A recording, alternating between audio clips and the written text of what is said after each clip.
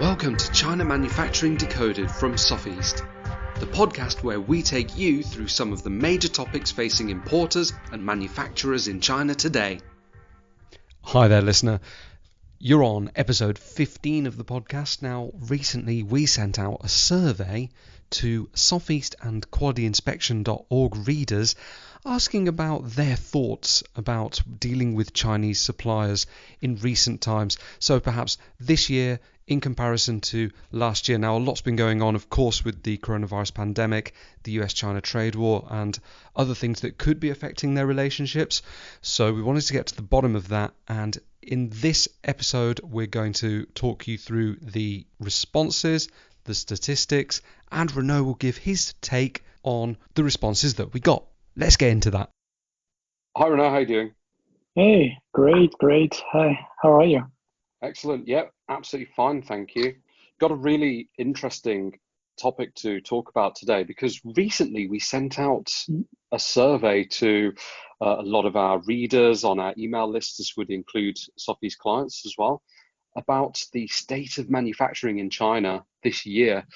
And of course, it's been a bit of a difficult year for many reasons, including the pandemic and the continuing trade tussle between the US and China, and some other reasons. So it was quite interesting to hear what all of these guys had to say, wasn't it?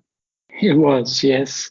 So basically we wondered, how do people feel in the summer of 2020? So we got the responses in just recently, and we asked about June and July, because it's probably better to make it a little bit more specific to get people to think about the recent past rather than all of 2020 so far. It might become less precise, let's say, less specific in their answers. So we just asked about June and July 2020 versus same period last year. And I mean, I was expecting some issues, but maybe some good and some bad, but there was actually not that much good. And we can go through them one by one, but it's kind of eye-opening because you hear about anecdotes on this and anecdotes on that, and you're like, oh, okay, I've heard this 3 times. Maybe it's a trend, maybe not. Who knows? And maybe it's just very temporary. Maybe it's gonna get back to normal, whatever, right? And then you do a survey, and then you have a better idea about where people really stand and what they see. Okay, well, let's have a look at each of the questions in a little bit more detail, and then you can give your comments based on the data that we got back. And I think that if you're able to pinpoint any trends or any important points for anybody listening who is dealing with China, this can actually perhaps help them to formulate their plan for the rest of the year and moving into next year, of course, and maybe to avoid some issues themselves. So the first question we asked was, are shipment delays more common this year than in the same period of last year? Yeah, well, this one I was basically, we were wondering, this spring has been a total mess, right? Some suppliers very heavily impacted, some of the, with sales really down, some others in some categories like some sporting goods and home office supplies, and of course PPE and so on that get much more demand. Okay, but June and July, have things kind of gotten back to normal, especially if the products are shipped by sea and everything? Where is it? And the answer is, let me see, 40% said about the same as last year. Okay, shipment delays, not more common, not less common, it's roughly the same.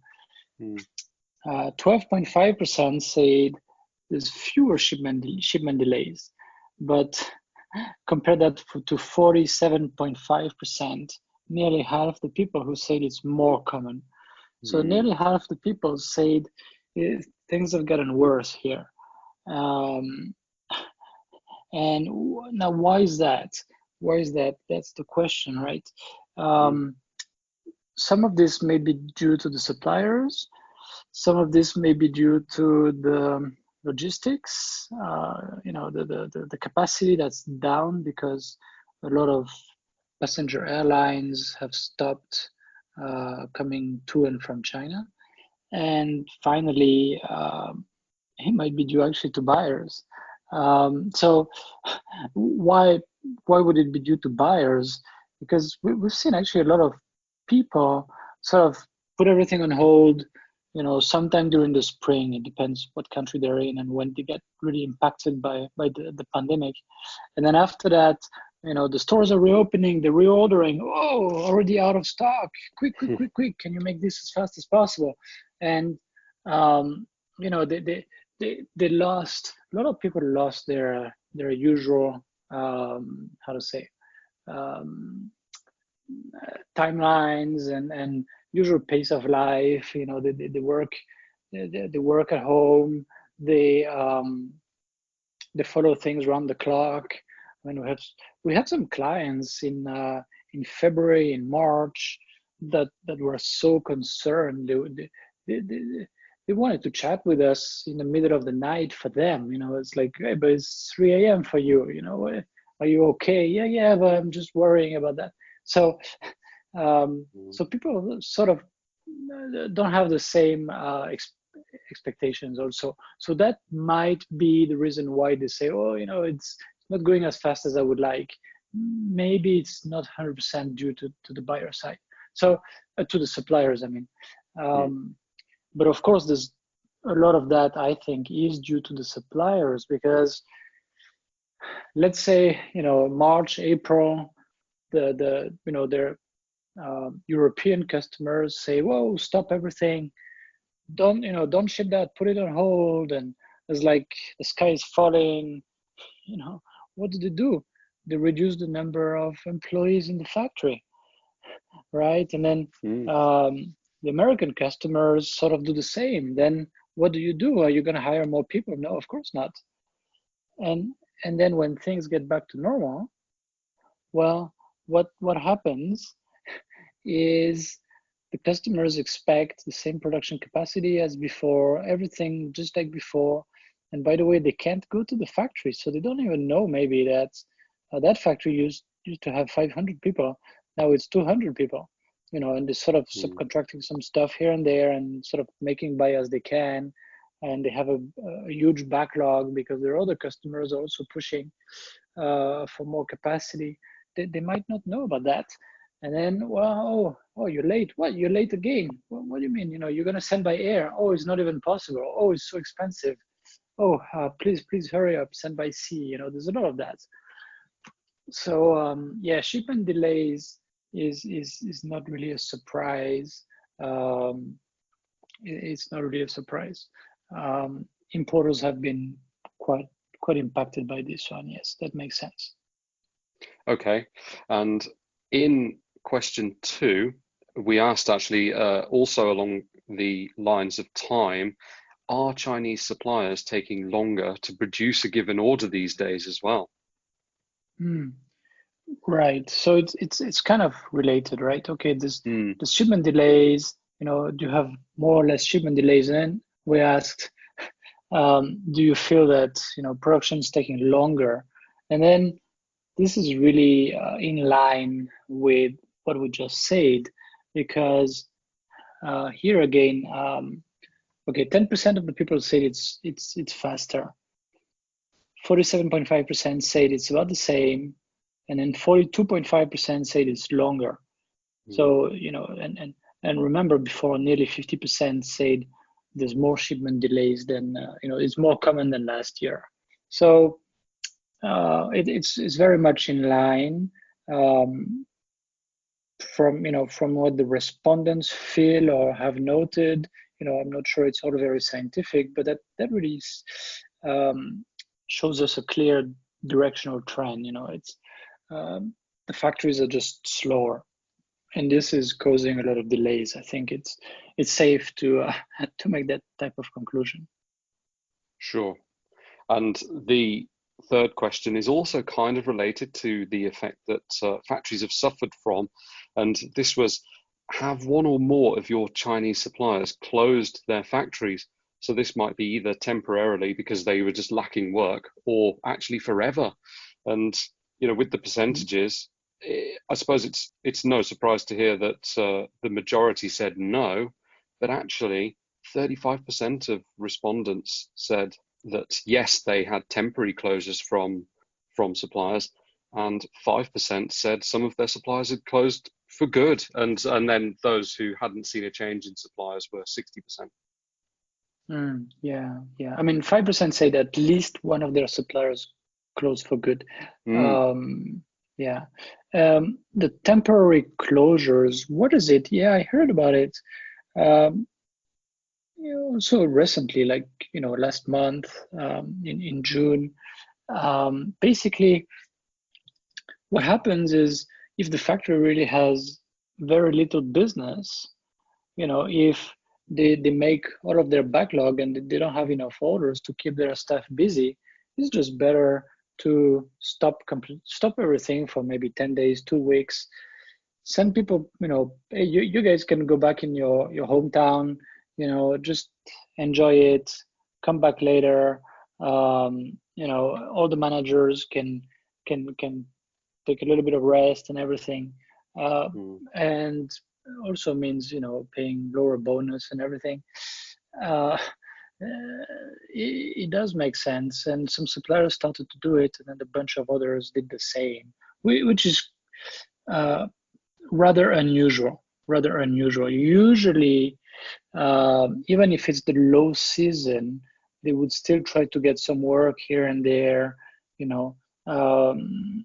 might have fewer operators, maybe just the full-time staff, not the part-time operators, no dispatch employees, nothing like that. They would try to run a very lean, with a very lean crew, sort of. But yeah, these days a lot of them close for 2 or 3 weeks, or I mean, let's say 10 days to 3 weeks. Yeah. And 5%, of the respondents said at least one of their suppliers closed for good, which might mean a component supplier, supplying to their assembly supplier. But still, okay, 5% of the people kind of get impacted by that, which actually is a high number. It's a high number. Absolutely, yeah. Because I was expecting, if you asked me in February, hey, are a lot of factories going to close? I would have said, yeah, that really doesn't look good. They're forced to have a longer holiday, less production. Then some of them can't open for all of February. Some of them in some cities had to wait until March to reopen, and then there's the problem of this, the customers canceling orders, and so on and so forth. So some suppliers really made serious losses. However, I have not heard many suppliers really completely closing the factory. Right? It's something that actually I would have thought would have happened at a much higher rate, but it hasn't. Yeah, so the temporary closures might have postponed, especially for small buyers. They might close, but they might still have a few jobs. But they say, this customer or whatever, they can wait 2 more weeks. I don't really care. It's fine. And they just close and then they reopen and then they start working again. So that might also impact some of the customers. I guess those that have gone completely and shut the company down, perhaps they're suppliers who were in very at risk niches like maybe apparel and things like that. Yeah, I mean, for sure, if they were making face masks or home gym equipment or one of these hot categories, they would not have shut down. They would have just enjoyed the rising tide that makes everybody happy, right, in their industry.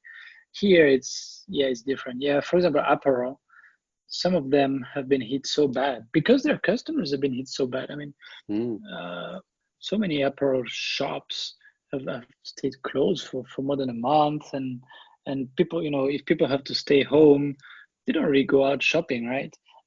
So a lot of importers get hit really bad and still have a lot of inventory that's unsold that they hope to sell next year.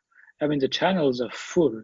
So it also impacts the next season, the fall and winter season, because these people, of course, have cash flow problems. They're not going to order, as many pieces, as many containers for the next season. So yeah, some product categories have been hit really bad. Yeah. Okay, and moving on to the fourth question, this is also talking about things rising, but in this case, it's prices for products. So, have any of the respondents seen prices rise this year? They have, yes, and well, the exchange rate of the RMB against the US dollar hasn't really moved, right? I looked exactly 1 year ago, it was 6.9. Right now it's about 7.0. That's not a very substantial difference, right? And it hasn't really swung very far in either direction. It's basically been between, let's say, 6.87 and 7.18, something like that. It's not a very wide band. There's not that much variation. So it's not really related to the exchange rate. Now, have people seen drops in pricing? 5%. And I was thinking more people would see that, because think about it. And this is with Chinese suppliers, right? We did not ask about Vietnamese suppliers, Thai suppliers, and so on. If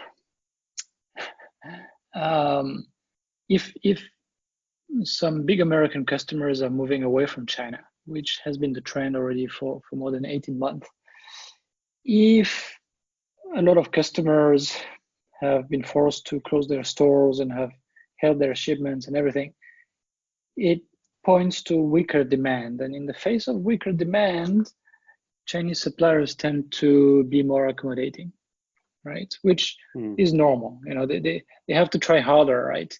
They're less picky about their customers and where they get the orders from. And that's the context where prices can go down. But yeah, only 5% say prices have dropped. Now, 60% say the prices are about the same. And that makes sense to me. Again, in a difficult economy, low demand, the Chinese supplier is less likely to push for price rises, right? If we had asked this kind of question a few years ago, I think fewer people would have said, yeah, the prices haven't changed. 60% is actually quite a lot. And then we asked, have your prices risen 1 to 3%? Very few people say yes, 2.5%.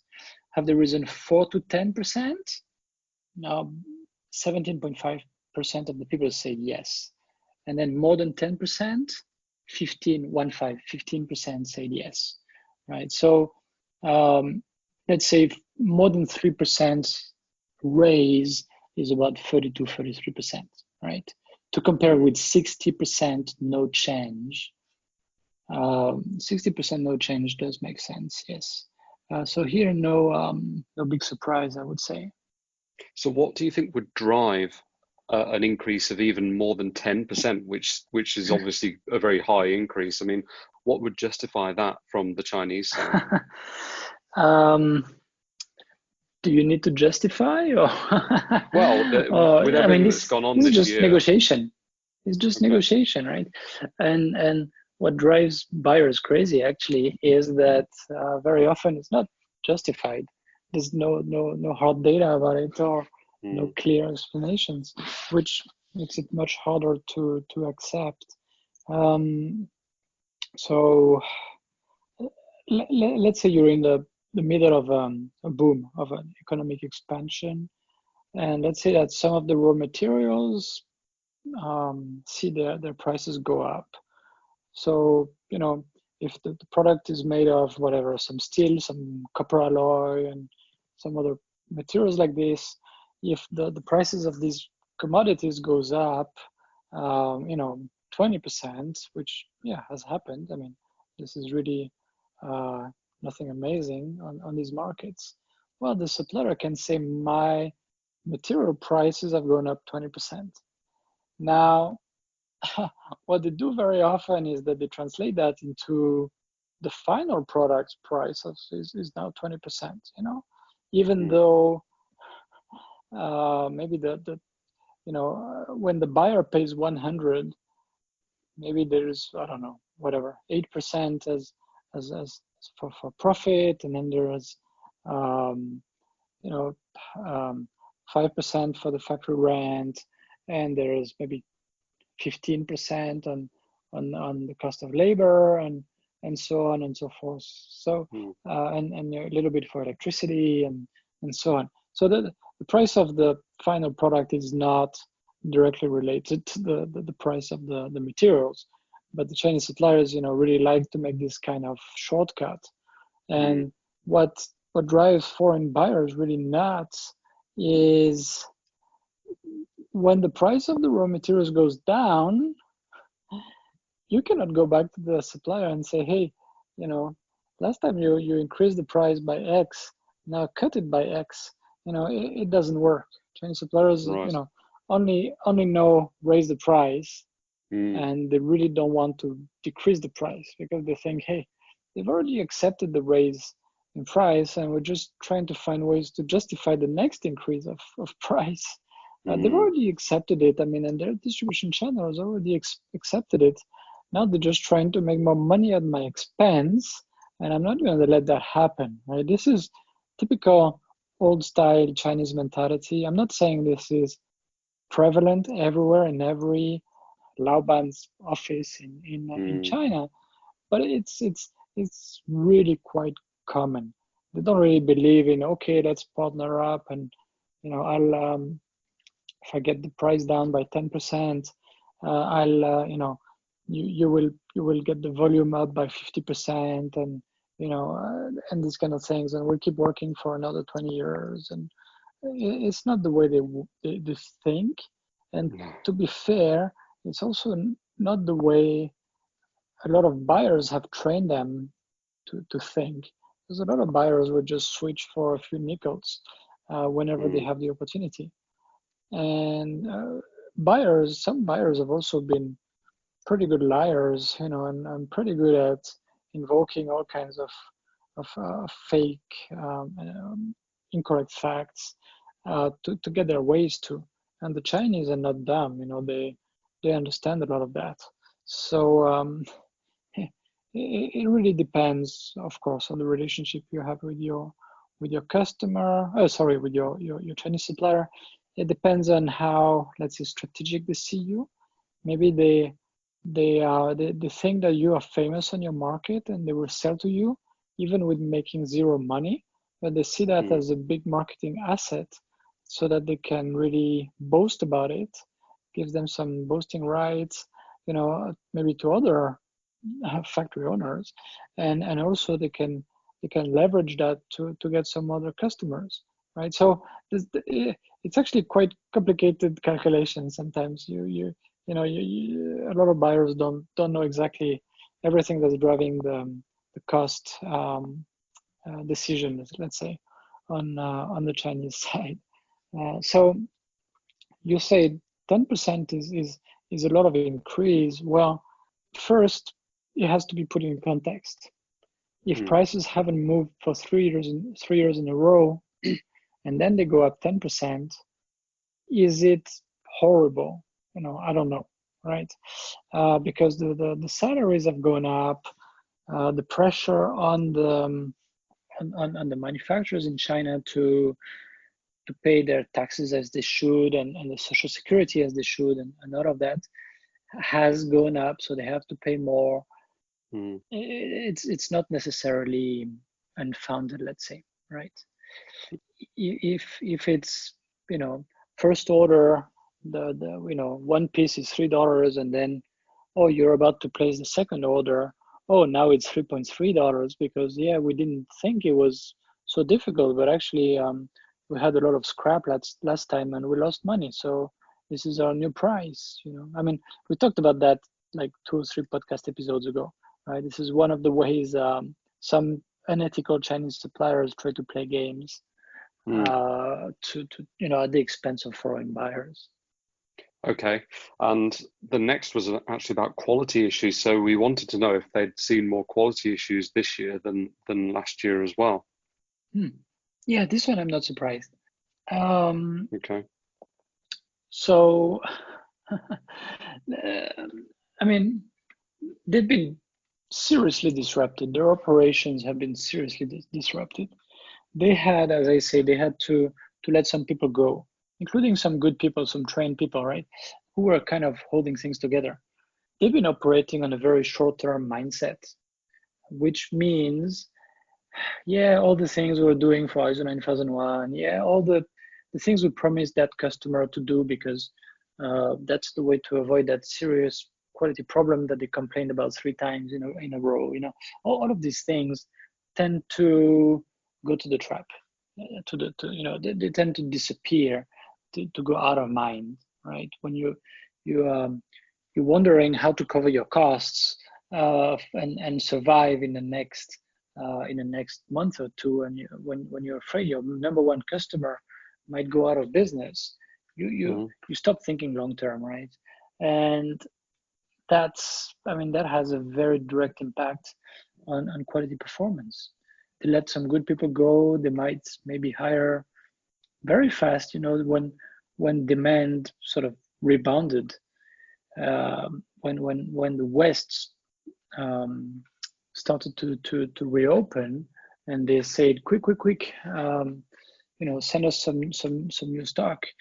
They hurried up to hire and to ramp capacity up. Well, when you do that, especially with the foreign buyer unable to come and visit and put the finger where it has to be pointed, that quality issues are gonna happen. It's gonna happen. I mean, there's that makes a lot of sense. So, what did the respondents say? 35% said it's about the same as last year.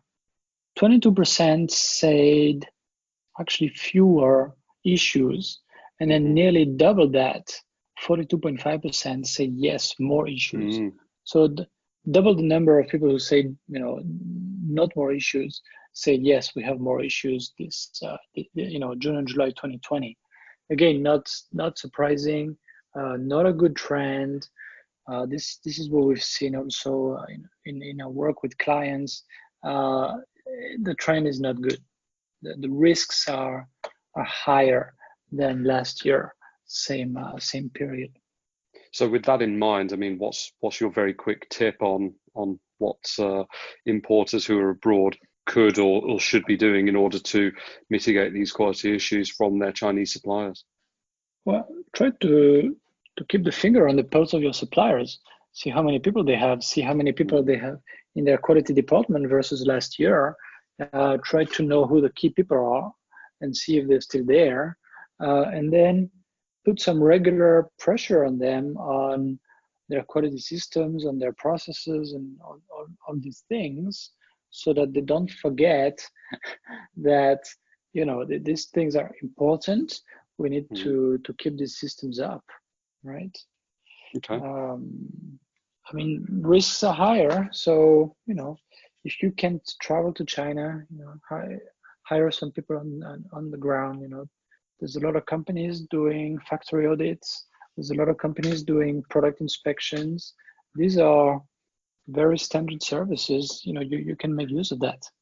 It's I mean, now or never, I would say.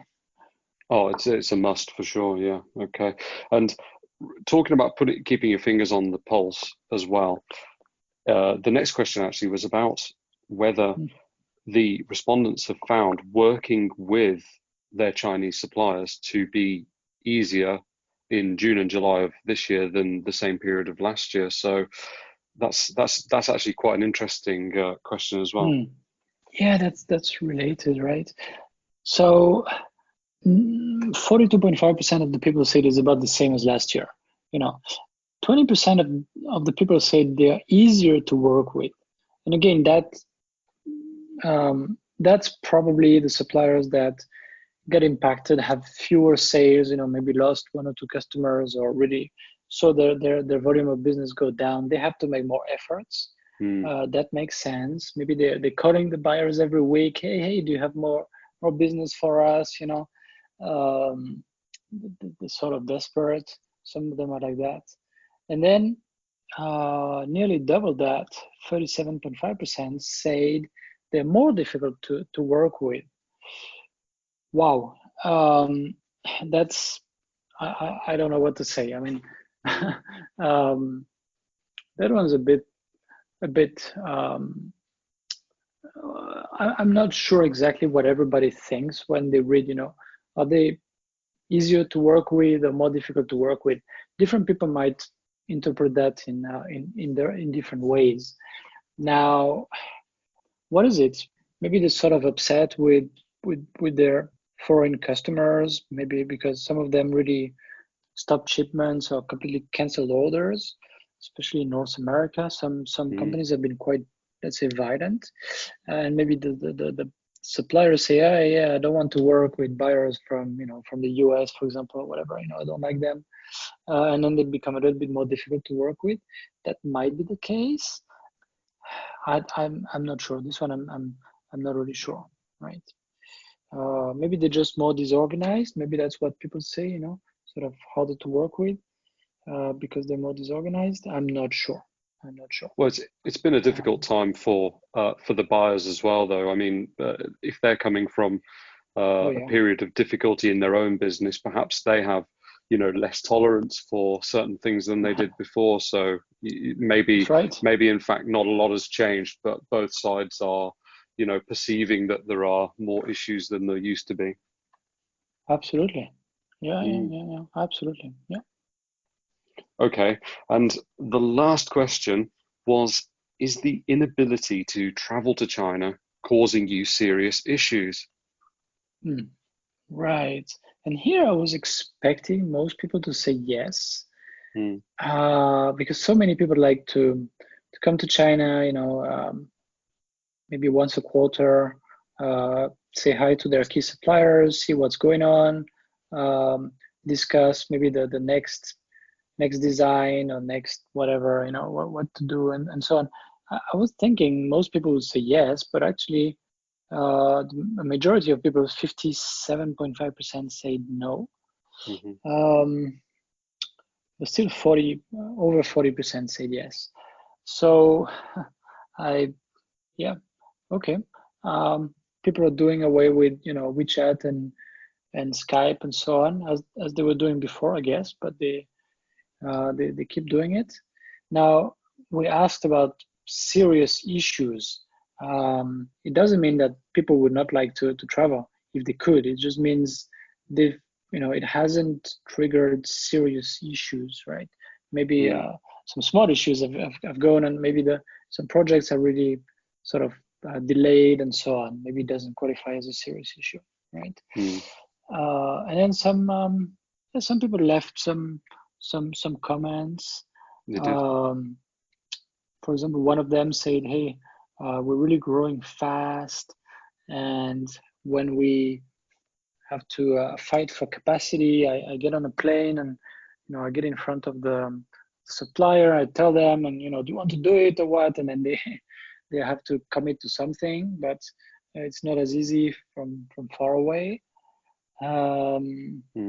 Another one said that the inability to see their suppliers face to face, to work on quality issues, and keep track of shipments and of course product development as well, has caused them trouble, and that's led to a slow supply chain and quality issues. I mean, this ties in with the responses we've got, and the closed borders. I mean, there's no way for you personally to be able to work with suppliers face to face like that, is there? Right. And I mean, that makes a lot of sense. I'm sure a lot of people are in this case, yes. Another one, also, visit and identify new factories. Yeah, for new supplier qualification, vetting. Yeah, of course, that's because there's a lot of things you want to fill. You don't want just to send an auditor and get an audit report. That's helpful to eliminate people and so on. But so it's often also good to visit them and see them personally. I think we discussed that two episodes ago, right? Yeah, we did. Yeah. Another one said that they can't really observe what's going on and sort of have an alarm when there might be quality issues coming up, right? Because they can't really see what's going on. That makes sense. And so someone else complained that just having pictures or video to follow up on daily production isn't the same as being able to actually see it, in person. Right. So in that case, I mean, what would your advice be? Well, of course, there are limitations to Skype and WeChat and things like that. If they had access to a great salesperson at their supplier's site, then they could set things up and make communication easier. Otherwise, they have to find a project manager to be their advocate and maybe go on site or talk directly in Chinese to the people and push them and put some information and so on and devise the right strategy with the buyer.